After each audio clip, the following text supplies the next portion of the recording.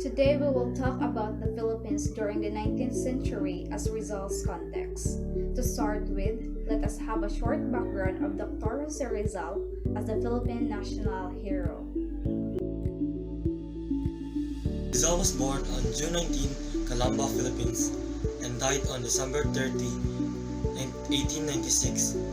He is a patriot, physician, and the most brilliant figure among the propaganda movement during the 19th century. Now, let us know what happened to the Philippines during the 19th century in its economic, social, and political aspects in relation to Dr. Rizal. So first, let's go with its economic aspect. During the 19th century, the economic condition gave rise to hacienda. Hacienda is a system developed by Spain, granting the settlers a large amount of land and grants ownership of the resources and natives that is within the land. Then the land is used to grow crops that are considered cash crops. Examples of cash crops are sugar, tobacco, coffee, and abaca.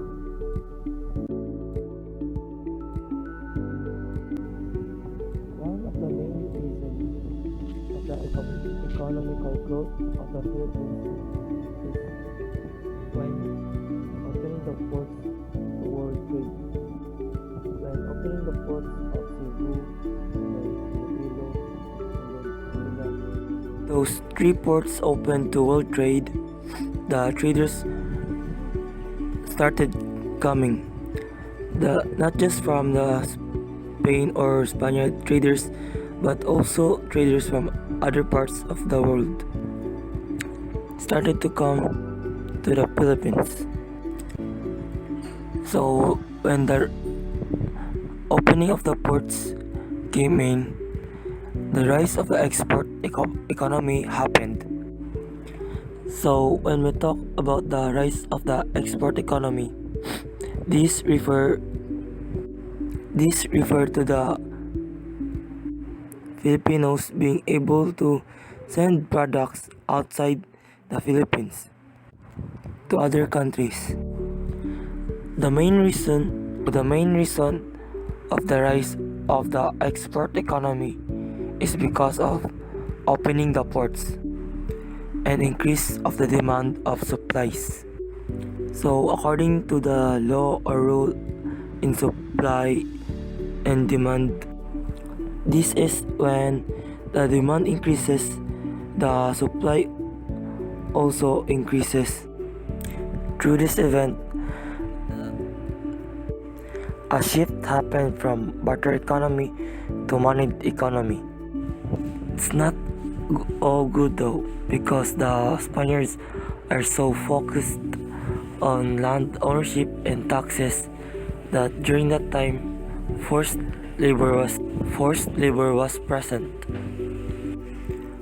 obligating men ranging from 16 to 60 years old to work on community projects for 40 days. They can pay a daily fine to be exempted though.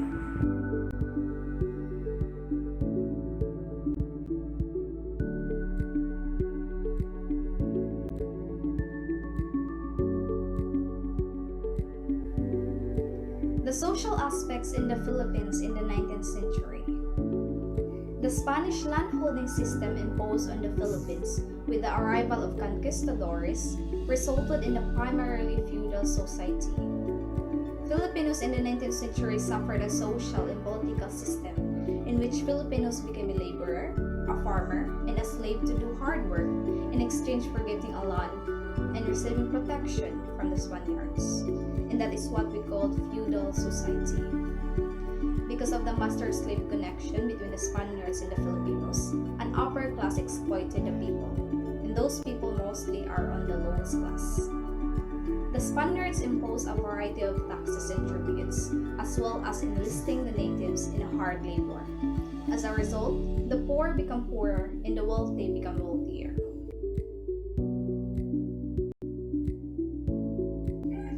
In the 19th century, the social structure in the Philippines divided into three categories, and those are in the highest class, the middle class, and the lowest class. In highest class, Spaniards, Peninsulares, and etc. are among those who belong to this group. They have the authority and full power to dominate the Filipinos. In middle class, this group includes indigenous people, mestizos, and criollos. The group belong here are those who have a mixed blood.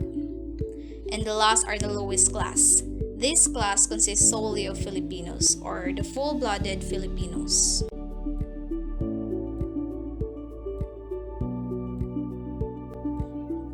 In this chart, we can see the racial hierarchy of colonial Philippines.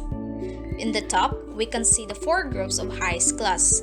Those are the Spanish officials, the Peninsulares, who are the full-blooded Spaniards born in Spain, the Insulares, the full-blooded Spaniards but born in the Philippines, and the Friars, the members of any certain religious orders of men.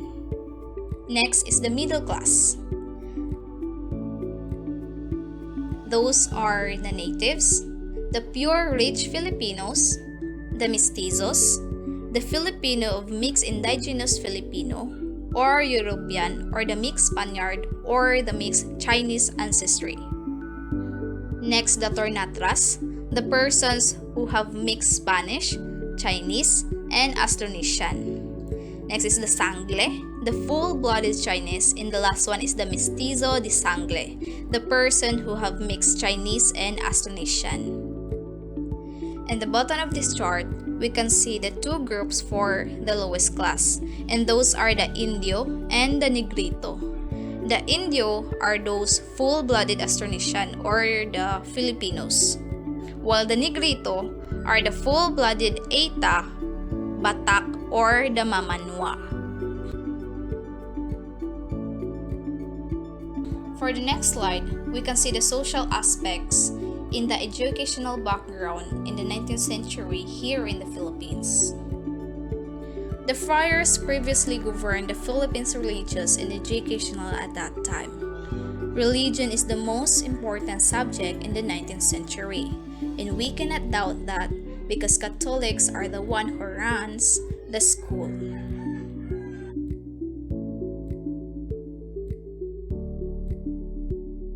Girls and boys go to different schools and they have different curriculums.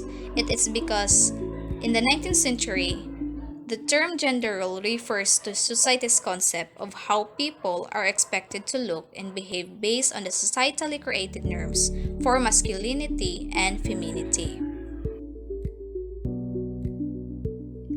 And because of this gender role, boys can freely choose their desired professions and can socialize to everyone, while girls cannot choose their desired professions and they can only study the courses that the institution offered for them, and they cannot socialize freely to someone.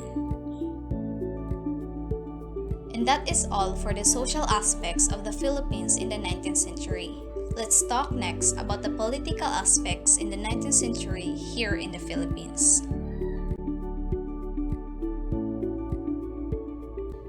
Now, let us look at the Philippines during the 19th century from its political aspect. During the 19th century, there were intermittent civil wars in Spain which caused them to lose most of its colonies in South America. This created a struggle between the liberals and the conservative intellectuals of the nation. The Spain experienced political instability during this time which greatly affected the Philippines. For example, constant replacing of governors in the Philippines resulted the constant changing of policies and increasing unfinished projects. Also, there was a rampant graft and corruption. This can be observed as officials were not able to provide for the people's basic needs, like public works and services, and also failure to provide peace and order for its people.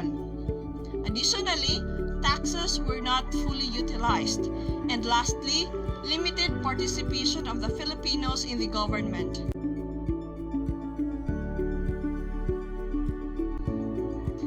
All of this happened happenings are the reasons why Filipinos in the 19th century developed a sense of nationalism. Out of this, propaganda movement, magazines, poetry, and pamphleteering flourished. Here comes the movement's most brilliant figure, Dr. Jose Rizal, who produced the two political novels Naome O and El Filibusterismo. The rampant corruption of the government and their lack of concern towards the people of the Philippines are the reason why Dr. Jose Rizal called for the reforms in the government. These are the reasons why he was motivated to call for education for his fellow Filipinos. And that is the Philippines in the 19th century in its economic, social, and political aspects.